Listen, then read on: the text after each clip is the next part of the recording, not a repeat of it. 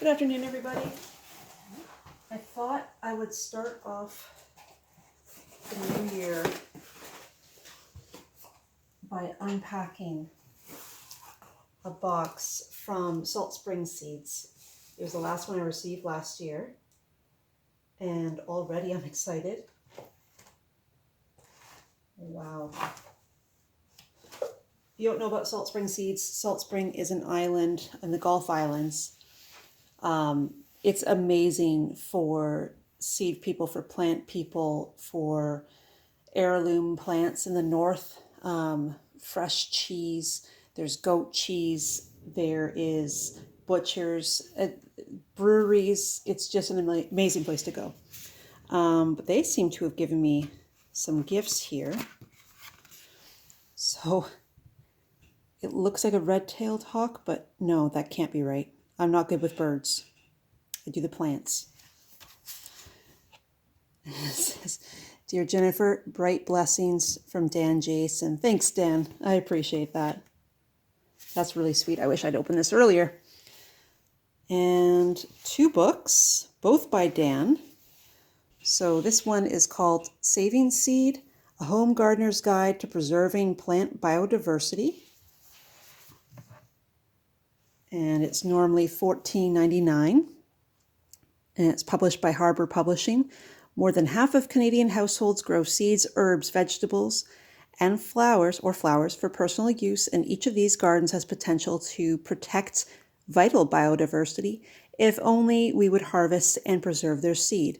This is a step-by-step guide provides a clear and winsome introduction to the essentials of seed saving, from seed selection criteria to harvest and storage tips.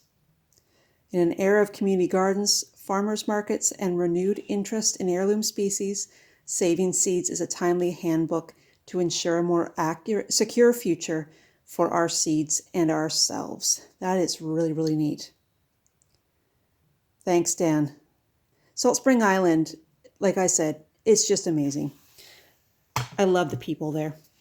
So the second one we have here is Changing the Climate with the Seeds We Sow by Dan Jason.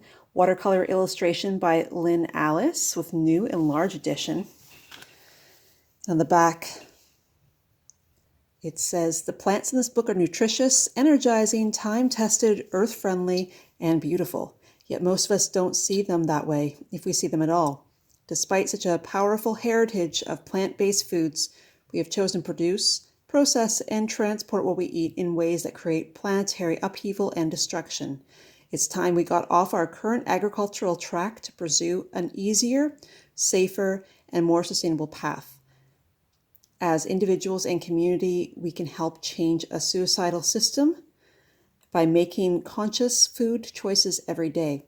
We can indeed change the climate on the earth with seeds we sow. That's awesome. I'm a permaculture gardener myself, so I really like the message that this has. And let's see what the pictures are. Earth blessings from Dan. That's awesome. Thank you, Dan. So, they're individualized. Okay. Soybeans, potatoes, and amaranth. Oh, very cool.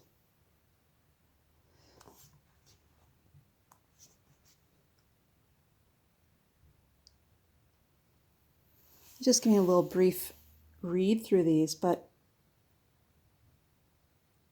it's a bit more of an in-depth informational guide on certain things. Now, amaranth, I'll be growing that this year for the flowers. I've never grown it before. It's for cut flowers, but yeah, you can use it for food as a number 1 reason. Very neat. Gorgeous pictures. Anyway, that's a really neat book to go through. So when I have seed exchanges, I'll have these 2 books out for people to glance through and take a look and see. I just randomly opened to burdock. Look at burdock. That is gorgeous. But yeah, you can come on down and, ooh, calendula. I'll be reading tonight. Come on down and take a look at these two books and then try to find them. I'm sure since they're from Harbor Press. Oh, Watershed Centennial Books, and this one's Harbor Publishing. HarborPublishing.com and watershedcentennialbooks.ca. Printed in Canada. So you should be able to find them. This one has an ebook as well. So if you go on to Audible, for sure, you could find those. You might be able to find them online, other places that do ebooks, but very helpful as an ebook. Okay, while you're really here, let's take a look at what we got here. So Dan just sent me random box. Hopefully you can still hear me well. I'm just going to throw them down and try to organize. So I'm going to do lettuces and greens, flowers, and I think everything else over there, and maybe squash down here like cucumbers. I'll put melons down there too. Okay, so telling myself this again. Greens, flowers, squash, and everything else. So firstly, we have several different kinds of lettuces. So green oak leaf, I cannot pronounce that, it's French. Crackerel de midi. Yeah, I haven't spoken French since like grade 8. And a lettuce blend, just cut and come again, which is my favorite way of doing things. This one is introduced in 1971. I always like the information that Dan gives on different things. But yeah, so we'll put those up there. Scarlet runner beans. Those are very pretty. They get to be very tall, 6 to 8 feet tall, and then you get these beautiful flowers. And these are Orca bush dry bean. I have never heard of that before. I just love that all these are heritage. It's also known as the yin yang bean. Very cool. Okay, so I got beans, Kelsey onion,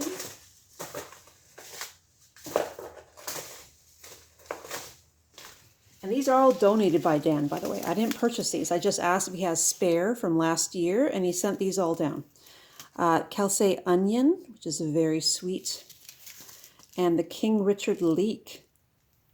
And it's early producing. And it's good until Christmas, but susceptible to heavy frost. That's cool. I'm going to put those together because they're both oniony roots.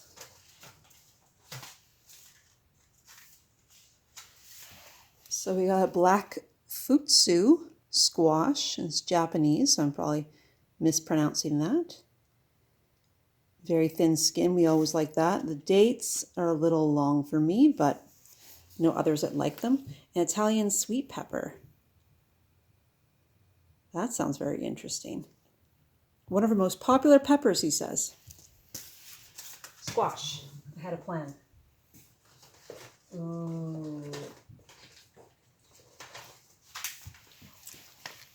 High scent sweet peas. White flowers.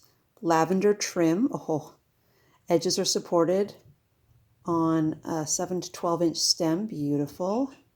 Elegant, heady scent, lacy Victoria essence are words that come to mind when standing near them. Well, I'll be planting a few of these myself. So we got many bags of those, so that will be fun to parse out. Oh, there we go. You can read it now. Neat. Flowers. I'm going to hurry up a bit.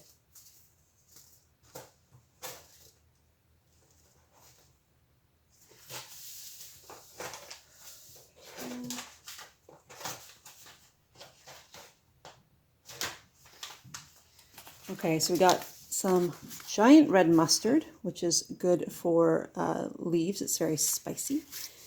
Peppermint chard, which is pretty. I'm not a huge fan of chard, but I know a lot of people are. That goes in the greens. The Galina small cherry tomato is a Russian heirloom. Yellow cherries, bright yellow, with sweet, spicy flavor. Thin skin, so it means that they will burst if you water incorrectly. If it's been warm, and then you all of a sudden give them a heavy water, the skins are going to burst. So you have to be careful with your watering with these guys. Consistent and small amount through the soil. Don't overdo it. Sorry. Tomatoes. Cossacks pineapple ground cherry tomato. Eastern European cousin of the tomatillo. Interesting. Very cool. Parade scallions. Tender green tops. The leeks. Gold nugget squash. That's interesting. The red curry squash. So I grew these this year. They are beautiful on the table. Very, very nice on the table. They were a centerpiece, but we didn't like the taste very much. The texture was good, just the taste was meh. They're saying it's chestnut tasting. I don't like chestnuts, so that might be why. But the sweetest and tastiest squash. It was definitely sweet. Try this one though. Amaranth mix. Just as we're talking about amaranth, this is burgundy bronze or red flower heads. Cool. So that's for food. Painted mountain flour corn. So you can make your own tortillas. That would be neat. Very pretty. I think I've given up on what I'm doing. A Hope melon from Hope Farm in Prince George, BC. Ideal for short seasons. Fruit is 1 to 1.5 pounds. Perfect. With sweet orange flesh. Pick when netting turns brown, but ribs are still slightly green for best texture. Done. That sounds delicious. Golden flax. So you can have your own for your everything, I guess. Omega-3s, though I bet that cleaning this seed would be a real pain. Neck high plants of beautiful blue flowers. Attract multitude of bees. That's also a plus. So is that a flower? I'm going to call that a grain. I should probably put the corn with the grain too. Here we go, grains. Chickpea of Spello. Bushy 2-fruit plant, originally from Italy. Oh, Spillo then? Well, it's from Italy. Who can use an Italian accent? Because I sure cannot. American Indian flower corn. That did not age the best, but oh well. From Amara Farm via Stellar J Farm. There are corn.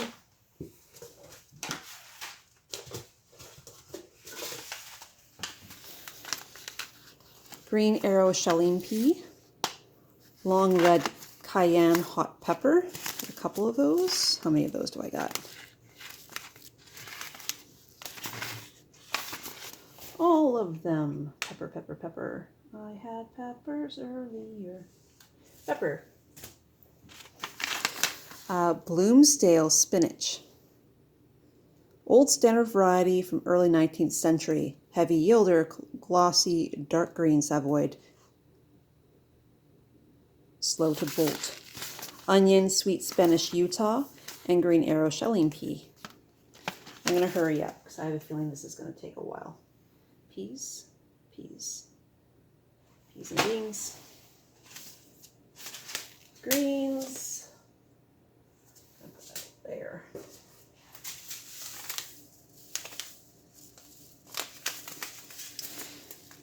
Darcy's purple leek.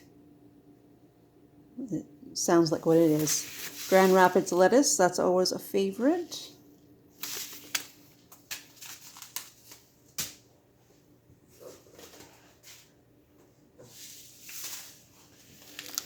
Calendula.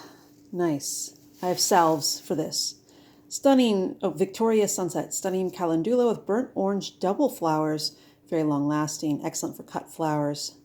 Medicinal herb 2 feet tall. Lovely. Lancia leek.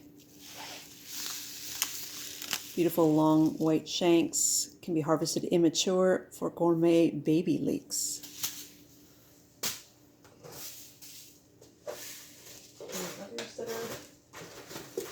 Oh, lovage. Now, if you have a permaculture garden or you're trying to attract your beneficial insects, this is the one you want. Old-time garden favorite, 6-foot perennial with beautiful insect-attracting broad flowers, refreshing celery-like scented leaves, used sparingly at a tasty depth to soups and stews. So if you're out of celery, here you go. I got tons of that. This is perfect. I also like that he goes on the back with his planting instructions and tells you when. So you can direct seed these early spring or in the fall, and cool start in flats in early spring or the fall. Warm start, so indoors, he says don't do it. Sowing depth for tiny seed, blah, blah, blah, blah, blah. So very, very helpful. I guess I'm putting you with greens. More King Richard leek. There we go. We got, let's see here, purple Cape cauliflower. A lot of that.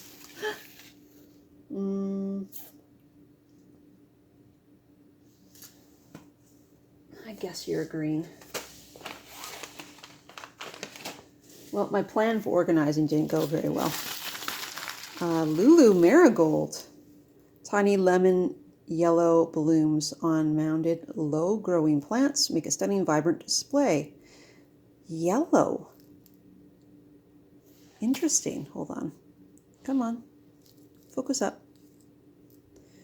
Does not want to focus. There we go. That sounds really pretty. Got one of those. Carnation mix. Vintage carnations with spicy and sweet clove fragrance. That sounds pretty. And wild sweet pea. Vigorous grower, excellent for control of banks and slopes. Fragrant flowers loved by bees and self-sows at 4 feet tall. That sounds awesome. Come on, there you go.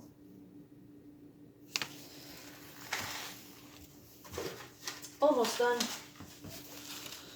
Royal Burgundy bush bean. Sweet pea, pretty in pink, with a rich pink reminiscent of a heritage rose. I don't have too many of those, but that sounds like it's going to fly off the shelf. 4 to 6 inch stems, heavenly scent. Not the best for bouquets, but that would be nice just to have in your house or at your bedside table. Beans, more flowers.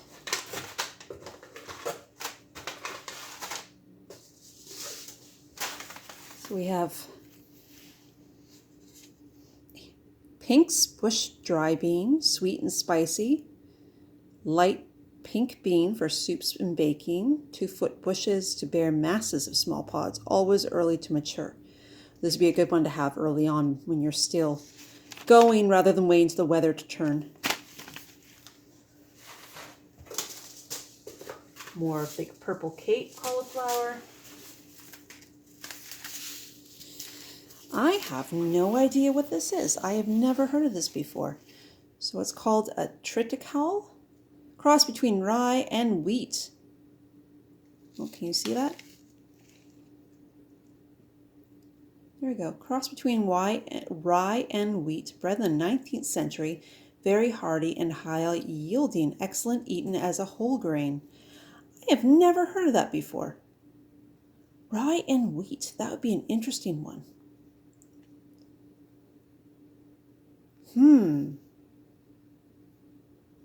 Guess it's still not gluten-free though. So that'd still be an issue for a lot of people. Where are my grains, people? Right in front of my face. Yep. Okay, and lastly, we have the Lanai leek. Lanai Farm, Cortez Island, winter garden favorite, safe for 30 years, extremely cold and damp hardy. Harvest from early summer to late winter. That's good to know. You hate it when a plant dies off or damps off from the wetness if you have too much of a moist climate, like we do. Well, guys, that seems to be it. Huge thank you to Dan Jason from Salt Spring Island Seeds. And again, here are his 2 books. If you're interested in finding them, this one is available as an audiobook. And if you're part of Audible, you do get a free credit every month. So there you go. Anyway, I hope you guys have a great day. See you later. Enjoy your planting. Bye.